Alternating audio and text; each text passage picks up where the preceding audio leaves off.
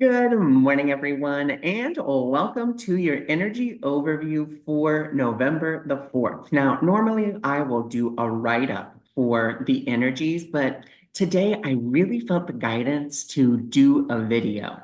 So I already have the four cards pulled for this week's energies, and they come from Colette Baron-Reid's The Enchanted Map. But before I get into those energies, I have an overall message for everyone.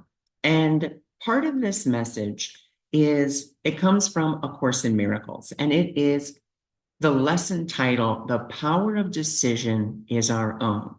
We have to remember at any given point in time, we have the power to decide how we are going to see something. Are we going to view it through the eyes of our ego, which is all about attack and separation?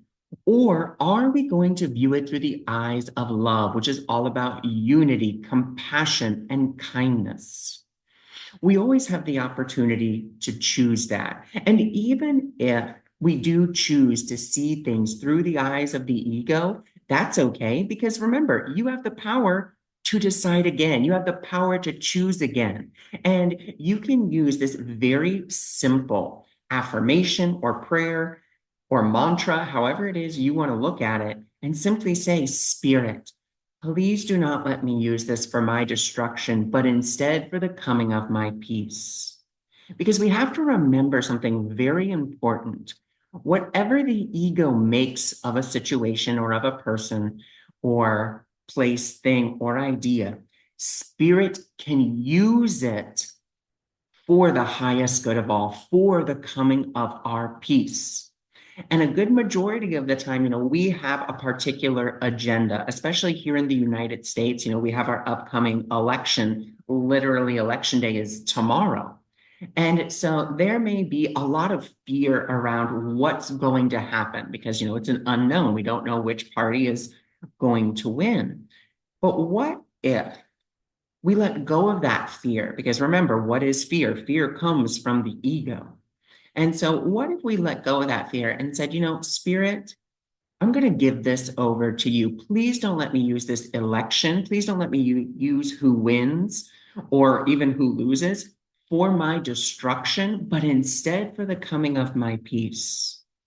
What if we did that instead of worrying or going into all of, this or that and simply said, Spirit, I'm going to give it over to you. So that's the overall message for this week. And it doesn't matter if you're a United States citizen or not, you can use that same prayer, affirmation, or mantra with anything, anywhere, because you have the power. The power is in you, the power to decide if you are going to allow yourself to see things through the eyes of ego or through the eyes of love.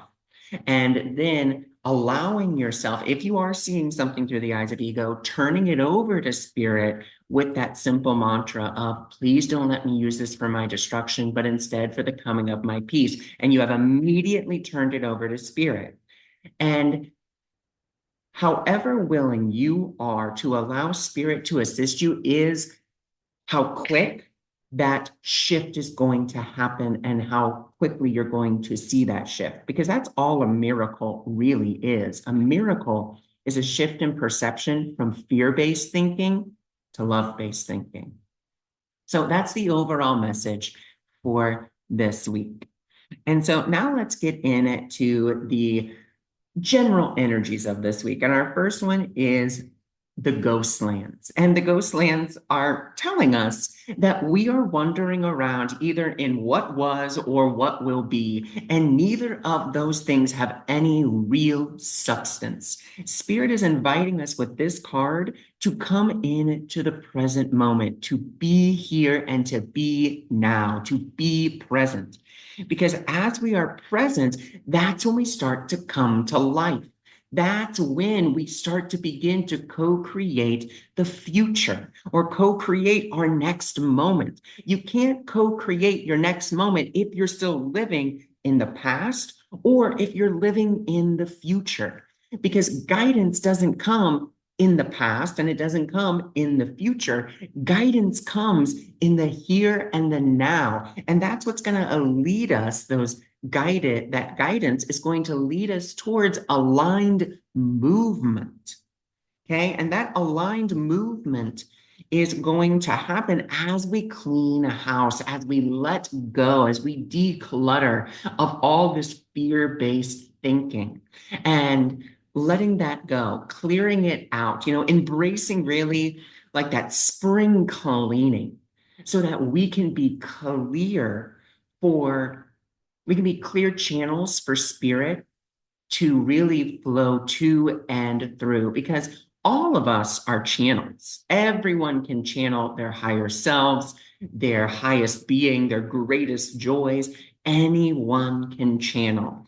But remember, channeling doesn't happen in the past or in the future. It happens in the here and the now. So Spirit is really giving us this beautiful invitation into this transformation as well. And remember, at least the way that I look at transformation is not about becoming something new.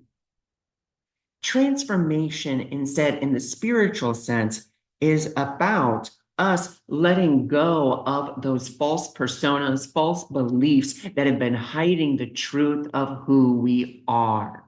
And that's really what we're coming into for this week, is this coming to life, shedding, clearing out those false beliefs, ideas about who we think we are, and so forth and so on, so that we can really take these aligned actions in whatever way Spirit guides us to in the present moment. And it's not about, okay, Spirit, what do you want me to do in regards to get to where I want to? It's just, Spirit, please guide me. What would you have me do? Where would you have me go? What would you have me say, and to whom? Not because I have an agenda on where I think I need to be, but instead because I am present in the here and now, and I am ready to be guided to my next action aligned step, or to my next aligned step. So this week, there may be this feeling where, we're ready to move, we're ready to go, but also feeling a little bit not stuck, but more of that ebb and that flow of like, I really want to go, but maybe not quite yet. And again, that not quite yet is because there's still a little bit of cleaning, there's still a little debris on us that we're still kind of coming out of. We're still coming out of the cocoon.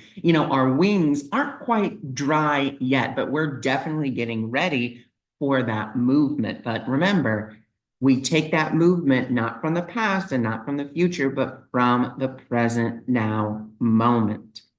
And we can even apply our bigger overall message of taking those action steps or those aligned steps from love. How do you know if you're taking an aligned step from love? Well, if you're taking an aligned step from love, then it's going to feel empowering. If you're taking a step from fear, then it's going to feel like you're just kind of scooting along or doing the same thing and expecting a different result. Fear-based actions they never really make us feel empowered. They actually kind of lead us to disempowerment. We don't feel good about them. We're like, well, at least it's something. But what if we chose to say, Spirit, I want to give these steps over to you. Don't let me use this for my destruction, but instead for the coming of my peace. Help me to see how I can come to life. Help me to see what it is I need to still let go of so that I can move easily and effortlessly with ease and grace and flow towards my next now moment, towards that next aligned action. So I thank you for joining me. I thank you for being here, and I'll talk with you soon. Bye for now.